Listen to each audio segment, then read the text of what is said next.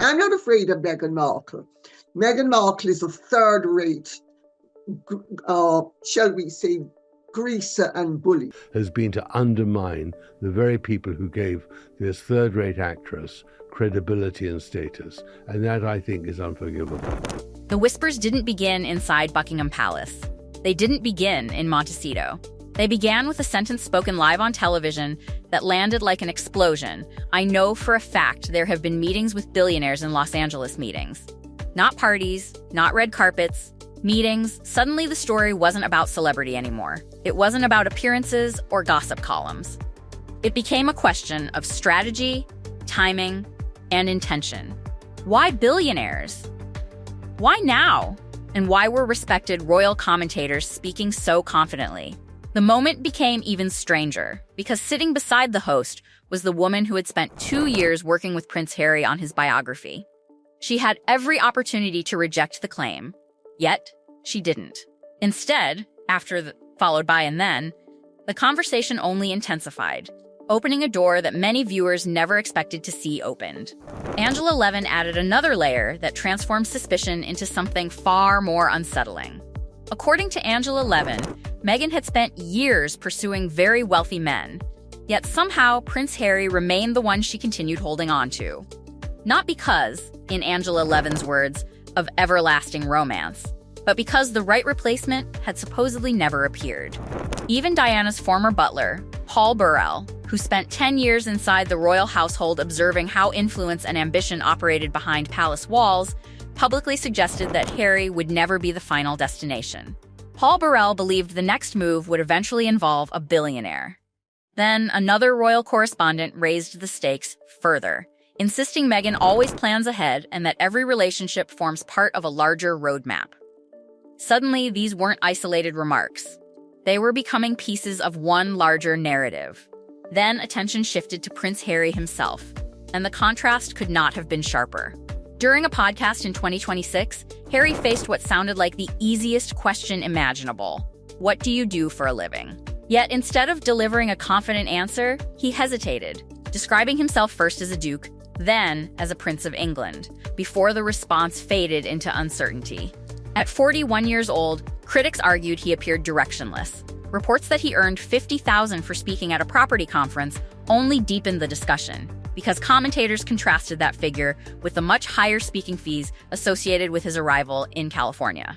According to these same voices, the king, the queen, William and Catherine had no interest in restoring Harry's former position.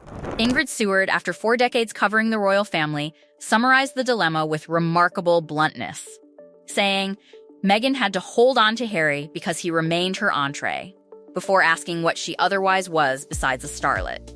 Those words echoed with new force, because if Harry's royal value was shrinking, the entire balance of power inside the marriage was changing with it.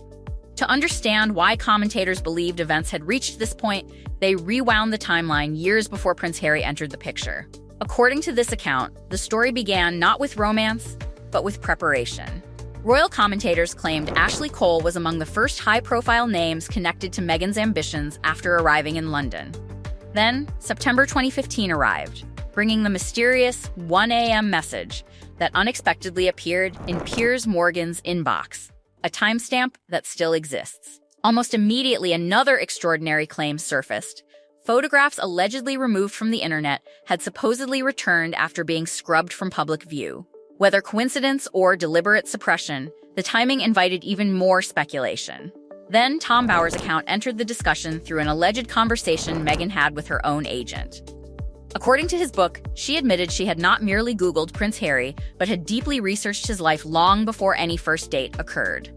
Lady Colin Campbell followed with the question that froze the studio. Would Meghan have been interested in Harry if he had not been Prince Harry? Silence became its own answer. Lady Colin Campbell then described what she viewed as Meghan's philosophy and language impossible to ignore. According to Lady C, the approach was simple. Never give anything away without expecting something in return, always know exactly what is wanted, and pursue it relentlessly. Lady C condensed that entire worldview into 3 words: very transactional. Before viewers had time to process those remarks, another story emerged from Meghan's acting career. During a production in Eastern Europe, she reportedly requested a private jet even though the producer explained the company could not remotely afford such luxury transportation from London. The request, according to the account, was considered unrealistic, leading critics to joke she behaved as though she were already Bianca, despite working on basic cable television. Standing alone, the incident might have meant little. Placed beside everything already discussed, commentators treated it as another clue supporting a larger portrait. Then came May 19, 2018. Windsor's 600 guests filled St. George's Chapel, while millions watched around the world, believing they were witnessing a fairy tale. Yet Tom Bower urged observers to ignore the ceremony itself and study the seating plan instead. According to his account, numerous friends of Prince Harry were absent while Oprah Winfrey, George Clooney, and several of Meghan's own agents occupied places of honor. Tina Brown looked at exactly the same guest list, but reached an even harsher conclusion, arguing these were not simply friendships already established, but relationships Meghan hoped to cultivate in the future. Andrew Morton reduced the pattern to 5 unforgettable words: a networker to her fingertips. Suddenly, the wedding transformed from a celebration into what critics portrayed as a carefully constructed network map. Commentators then assembled a timeline stretching back more than a decade. A Los Angeles producer in 2004 with influential contacts. Marcus Anderson in 2012 opening the exclusive doors of Soho House. Jessica Mulroney entering the picture through those connections, bringing links to one of Canada's most politically connected families. Then 2014 in Dublin, where a Suits actress shared a One Young World stage alongside Kofi Annan, Bob Geldof, and Mary Robinson, former President of Ireland and former UN High Commissioner for Human Rights. Critics described 12 years, 7 steps, and 1 unmistakable direction. Whether coincidence or deliberate planning, they argued the trajectory consistently moved upward through increasingly influential circles. The final piece of this first chapter focused not on the people who appeared, but on those who disappeared. Lizzie Cundy claimed people served a purpose before being left behind. Millie McIntosh summarized her own experience by saying, "Meghan cut me dead." Former UK agent Gina Nelthorpe alleged that after years apart, Meghan failed even to acknowledge her when they unexpectedly found themselves in the same room, leaving Prince Harry to handle the conversation instead. London publicist Nick Eade described introducing Meghan to influential people before feeling abandoned himself, while Piers Morgan insisted communication stopped immediately after Meghan met Prince Harry, famously describing himself as having been ghosted. Yet commentators admitted these stories alone proved nothing. Relationships end, friendships fade, and misunderstandings happen.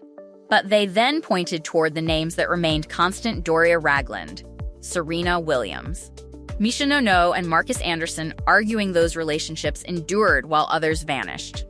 Coincidence or calculated selection? That question lingered over every claim, and before anyone could answer it, the next chapter threatened to expose an even bigger shift in power that critics believe changed everything in 2026.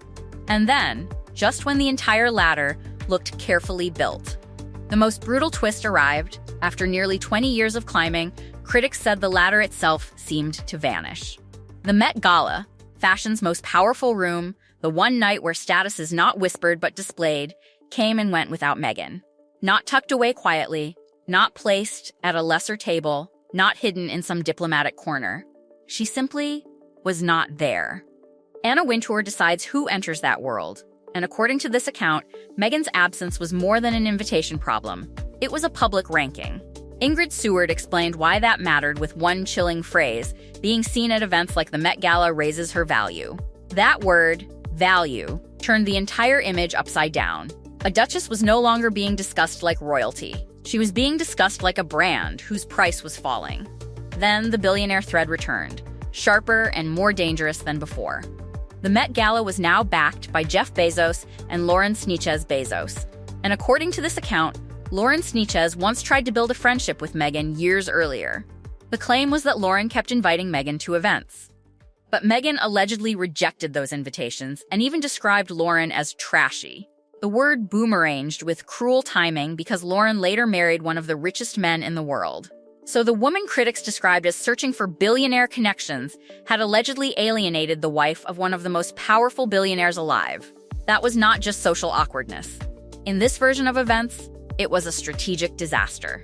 The door she supposedly refused years ago had become the very door she might now need. The cooling did not stop there. After the reported fallout around Kris Jenner's 71st birthday, the names began falling like dominoes. Elton John, David Furnish, the Obamas, the Clooneys, Oprah, Gwyneth Paltrow. One by one, relationships once seen as glittering proof of influence were said to have cooled.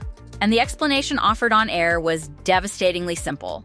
Those celebrities never needed Meghan. The moment the connections stopped benefiting them, they moved on. The Netflix series became the evidence critics pointed toward most aggressively. A major production, a large platform, a kitchen meant to symbolize reinvention, and yet the biggest names were allegedly missing.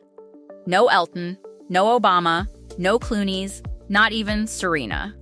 According to that argument, when Chrissy Teigen became the biggest celebrity guest, the hierarchy was exposed. So where does this end? Earlier this year, a panel of royal commentators was asked exactly that. And according to the source, nobody hesitated.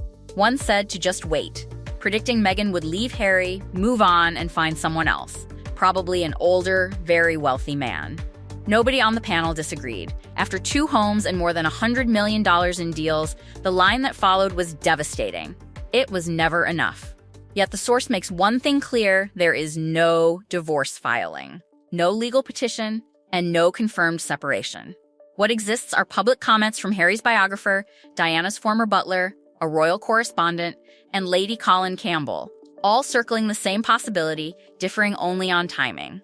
And the final danger may not be Meghan leaving. It may be Harry having nowhere to return. Donald Trump reportedly summed up the royal family's problem in 4 words: "Oh boy, that wife." Billy Bush claimed William cannot stand Meghan and cannot forgive Harry for choosing her. Angela Levin still described Harry as entrapped. Lady Colin Campbell said the royal family sees him as treacherous and unpredictable, influenced by what she called a rather massive malignant force named Meghan Markle. While the host reminded viewers, "We don't know." Even so, Lady C believes Harry should get out while it is still just about possible. But going back to Britain would mean admitting William was right. And according to this argument, Harry may prefer 10 more years in Montecito to that confession.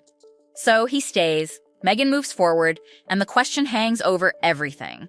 Was Harry the prize, or only the stepping stone before the billionaire door finally opens?